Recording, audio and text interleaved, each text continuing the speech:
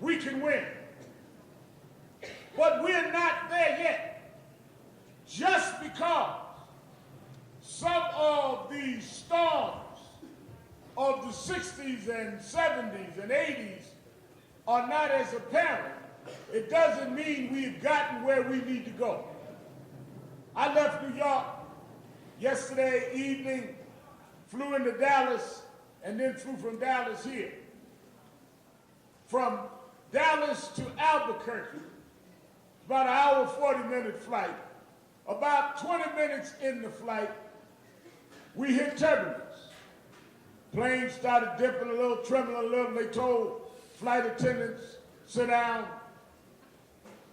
And it was turbulence. Looked out the window, couldn't see anything. We were in clouds.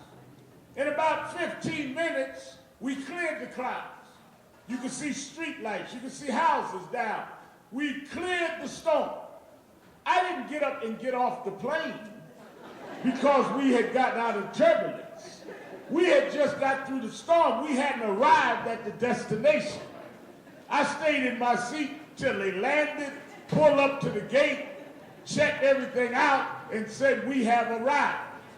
What am I saying? Just because we've gotten through some storms in American bias does not mean we've arrived yet.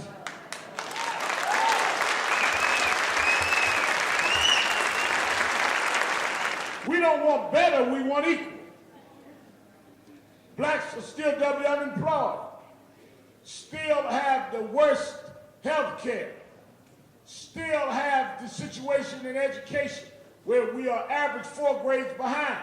Women, better, not equal. Women still make 70 cents to every dollar of men in this country.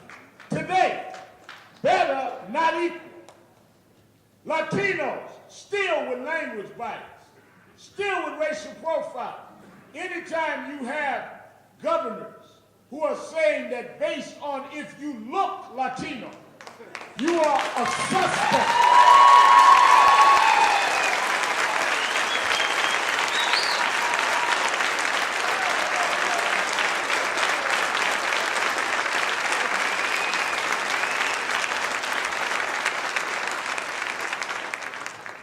Just your appearance makes you a suspect.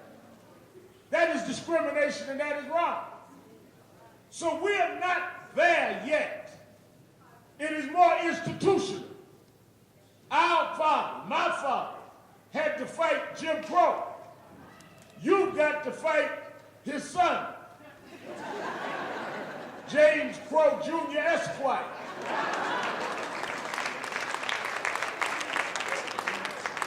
He's a little more polished. He's a little more educated. He's a little more refined. But the policies are the same. That's why it was interesting to me. Last year, we had a big march in Washington on the anniversary of Dr. King's I Have a Dream speech. Glynn Beck and Sarah Palin was on one side. Many of you saw it on the news, and we had thousands on the other. And I said that if you read Dr. King's speech and then listen to what they're saying, they couldn't possibly believe in what he said. Because fundamentally what they are fighting for is a states' rights movement. What King was marching for was a strong central national government to protect us against states violating people's rights. One of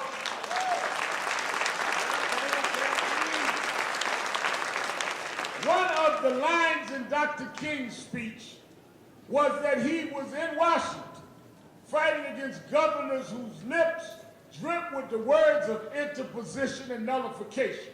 Well, that sounds poetic, but what does it mean? They want to interpose state law over federal law. Nullify federal law. That's what interposition nullification means. Well, fast forward from 63, 2010, people ask me, why did I go and march in Arizona? They wanted to interpose Arizona state law on immigration over federal law on immigration.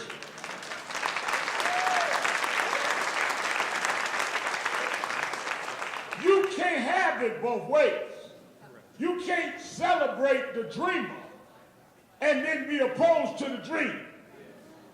And you can't stand up for what is right for some and not right for others. Now, today, we are in very serious economic times. We have just came out of a recession. In many communities, it was a depression. If the country today is 9% unemployed, at one point was 10% unemployed, in black communities and their barrios, it was triple that. And still is. Now, how did we get into the economic meltdown? We just met with the editorial board here at the Journal. Problem I got is, they just did a federal commission study. The meltdown was caused by reckless, unchecked greed on Wall Street by the corporate elite and by the regulators in Washington allowing them to go unchecked. That's not theory, that's not opinion. This is how they've established, this is what broke the economy. That's why the banks and Lehman, all of them went out. Yet the alternative to the recession, the way to build back, they're saying, is by doing what?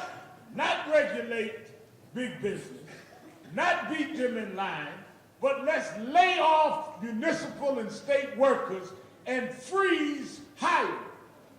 How are you going to charge those that didn't break the economy the bill for those that did?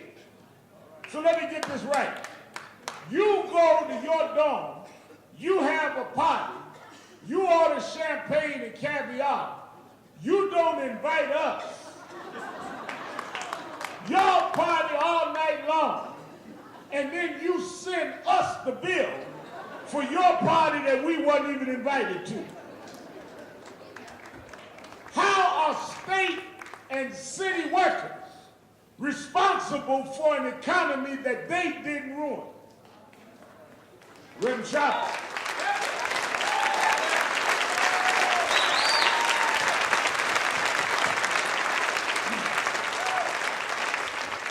Reverend Sharpton, why are y'all in New Mexico? Lee Saunders, preeminent black labor leader. All right, why are y'all here? You gonna talk to the state legislature, what are you gonna say? Why are y'all here? You have a $400 million deficit in New Mexico.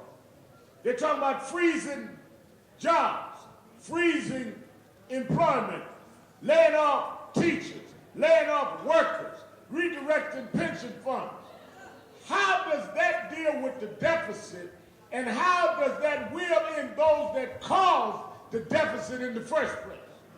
You don't talk about regulating one business. You've not talked about how any of those that got stimulus money or bailout money have to reinvest in the communities. You want to penalize the victims rather than bring into accountability those that caused the problem. That's why we're here.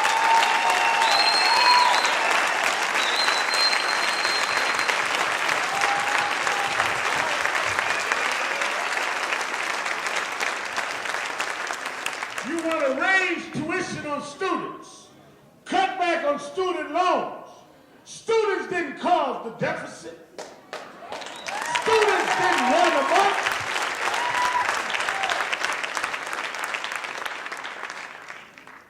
We must have a sane conversation. Well, Reverend, we all got to sacrifice. Well, let's all have a discussion. You can't have a discussion where you're putting my livelihood and your future on the table. Nobody else sacrificing anything and talk about that's a civilized discussion. That's the old story of the ham and cheese sandwich and the ham and egg sandwich. The chicken can handle a ham and egg sandwich better than the pig. Because for a ham and egg sandwich, the chicken makes a contribution. The ham loses his behind. They want us to be the pig here and put our whole butt on the line, well, they just drop an egg and keep walking.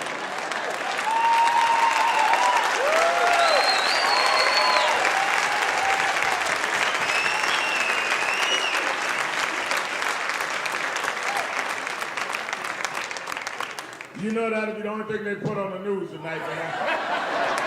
When I came up here telling the students about behind, they'll have me out of state by tomorrow. But anyway, my challenge to you, thirdly, is don't just study black history. Don't just study civil rights history, make some.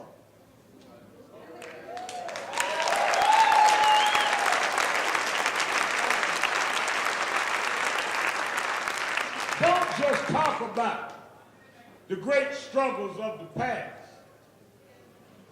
Create the struggles of today. Reason why I laid out why we're here, the reason why I laid out the disparities is because you have challenges today. And the only value of studying Dr. King and A. Philip Randolph and Fannie Lou Hamer is if you're going to use that study to inspire you to do something now.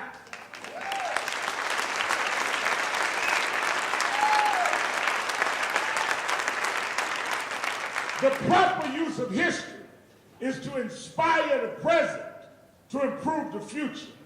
But don't become nostalgia junkies where you just study what was and not prepared to use that to inspire you to do the same thing today. Fact of the matter is, we need a movement to deal with students' rights and student tuition and student privilege today.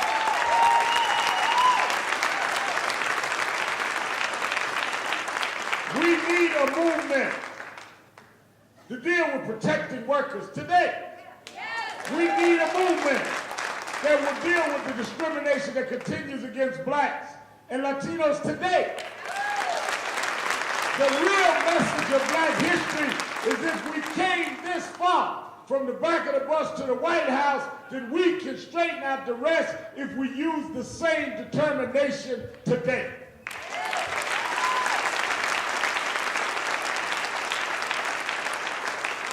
But if all you do is study how great things were and not use that to make great statements and moves today, you've misused the day.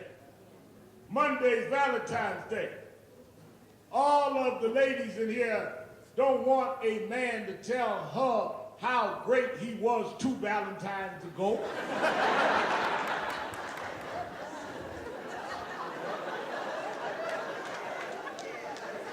You want a Valentine that's going to be nice to you Monday. Don't tell me where you took me 2 years ago and what you bought me 2 years ago and give me some 2-year-old roses and chocolates. So don't tell me how great we were. Tell me how great we are and how great we're going to be, because the struggle is not over.